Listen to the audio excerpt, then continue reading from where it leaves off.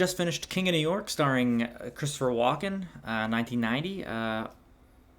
Older movie, but I'd never seen it, so I gave it a shot, and god damn, is it good. I just got to talk. I just wanted to talk about it a little bit here. So what I thought was most interesting, which is why I think you need to watch it, why I think it's criminally underrated, and just in general, like this theme, it doesn't like beat you over the head with it, but I think it's like pivotal and really core to the film, and it's this dichotomy between David Caruso's character and Christopher Walken's own character, King of New York. There. um, so if you read the description of the film, it'll kind of tell you it's a little bit of like a Robin Hood, loose Robin Hood feel with Christopher Walken's character. But what I think is really at the core of it is the brokenness of the system in which these characters live, and that system being Christopher Walken wants to do good. He wants to see the city thrive. He wants to see the poor lifted out of poverty. He wants to see the poor taken care of. He wants to see, some sort of fairness, I guess, in the world. So we see that through how he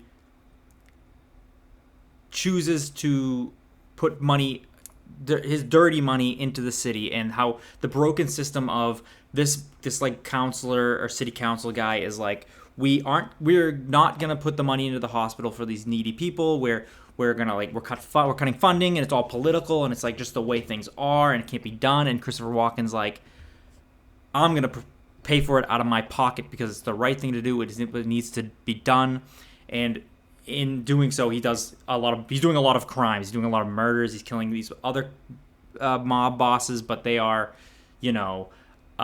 worse than him in a sense. He kind of, at the end of the movie, also spoilers. I always fucking say, I'm gonna spoil everything I fucking talk about. But at the end of the movie, he kind of explains like all the bad stuff that the other guys were doing, and like why basically it's a dirty job and someone needs to do it, essentially. And juxtapose these bad things he's doing to do good, essentially, which is interesting in this broken system. We can juxtapose that with David Caruso, who is a cop, and he's like a very overzealous cop, and you kind of think he's kind of a scumbag kind of cop, maybe, because he's not, because he's just trying to do good. But he is on the flip side of this broken system, where he's like, I'm trying to do good, I'm trying to put away these bad people, but the system is to their benefit. Where it's like, he's like, we arrest these scumbags in 10 minutes. Their lawyers get them back out on the street. It's a broken system. So Dave Caruso's like, why don't we?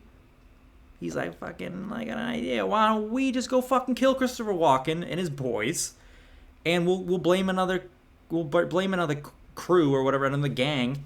So essentially, he's having like the old, tales old as time, Joker and the Batman. Fucking, if Batman would just kill the Joker, does that not do more good than putting him in Arkham and then he can escape? So it's basically that. So it's the flip on this broken society where it's like there's like loopholes to get criminals out of jail, and David Caruso now takes it upon himself with Wesley Snipes to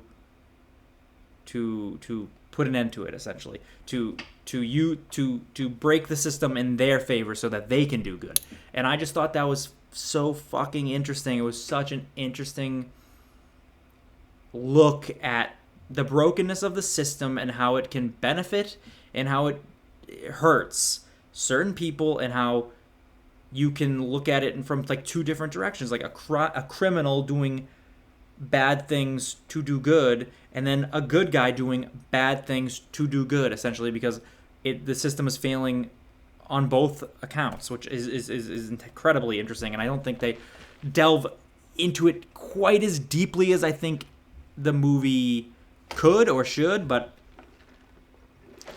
it's certainly there, and it's certainly interesting, especially, again, spoilers, towards the end of the movie, where you kind of see the true colors of both these men, where Christopher Walken kind of doubles down on the evilness of his character, even though he has those good intentions. Like, and I would say that this culminates in Wesley Snipes' funeral, where David Caruso, or a little before that too, when David Caruso like kisses Wesley Snipes and he's like, "I love you," and you see like the goodness in him, that he was a good man and he's like been corrupted by like the system that's like he's trying to do good, but it's like how do you do good when you seem to fail over and over again? And Christopher Walken's character, who you think is sort of like this somewhat good guy, and then he just blows David Caruso's head off his shoulders at the funeral, which is crazy. Which brings me to another point. The guns in this movie. So this is, so that's like my big theme there. My big. God damn, do I stutter? My biggest theme that I think is interesting to talk about is that, and then otherwise, I just want to like talk about a little shortly. Like, I loved in this movie how nowadays I feel like you can't have fun action in a movie that's trying to say something, and this movie's trying to say something. There's heavy themes. I wrote my Letterboxd review that this movie is like ogres because there's so many layers. There is a lot of layers, and I think there's the fact that the action is still like fun and it's like an action movie action is like something that movies these days don't really do anymore, and it's like kind of a bummer because like these dudes, when they shoot someone, they just fucking unload their whole fucking clip into this guy. It's like, this dude is, I'm not shooting him once and thinking I killed him. I'm gonna make sure this fucking guy is so fucking dead. Just unload my whole fucking clip into him. Like, I don't know. I just thought it was, and then the car chase after the David Caruso and the boys try to assassinate Christopher Walken. I just thought that was so. It was very visceral. It was very intense. It was very realistic. It was I don't know. It was just like a fun action scene in somewhat of a real gritty movie, which I think that we kind of lost in movies today, where it's like either a silly action movie that doesn't take itself too seriously, or you're a gritty real movie and the action has to be realistic so you don't overstep like that artistic boundary where it's like you don't want to be too silly and have silly action, which I think is fucking stupid. And then to end my points, I want to say Christopher Walken is a fucking unbelievable actor. I know that's not such a fucking like what a novel concept to say that Christopher Walken is unbelievable, but I would challenge you. I mean, he's very good in Severance as well, which is a new thing, but I would challenge. I think most people, at least around my age, my era, not that we don't think of Christopher Walken as a good actor, but I think to us he's like he plays like a silly old man type of role, or he's sort of pigeonholed into Christopher Walken stereotype of how you think of how he acts. And I would say check out this movie if you want to see him at the fucking height of his game and be like, wow, he is actually like unbelievable. And I think we've lost a little bit of that in his old age. Where not his fault at all. I just think he just took a lot of, he did a lot of comedic acting stuff, and even in more serious roles like Pulp Fiction or True Romance, he plays a little funny, and I think we kind of forget like how fucking good he was. So, because I don't even think it might be the first time I watched him as like somewhat of a young man, besides those other movies, but yeah, I just wanted to talk about that. I think you definitely should see it, and I mean, maybe I'm an idiot. Maybe I'm fucking reading all this wrong, and I'm an idiot. But you can, yell at me in the comments if that's what you think.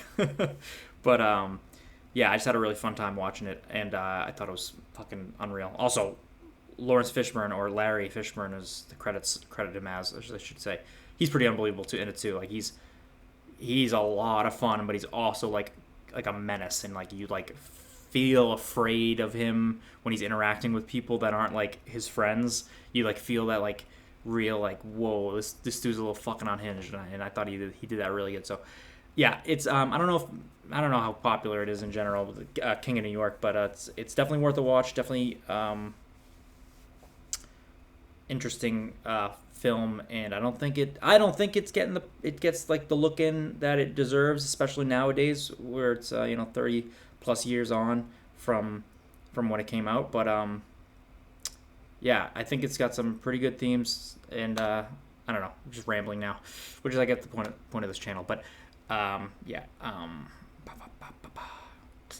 don't know, I don't think anything else, but sure, I don't know how to end this. Fuck.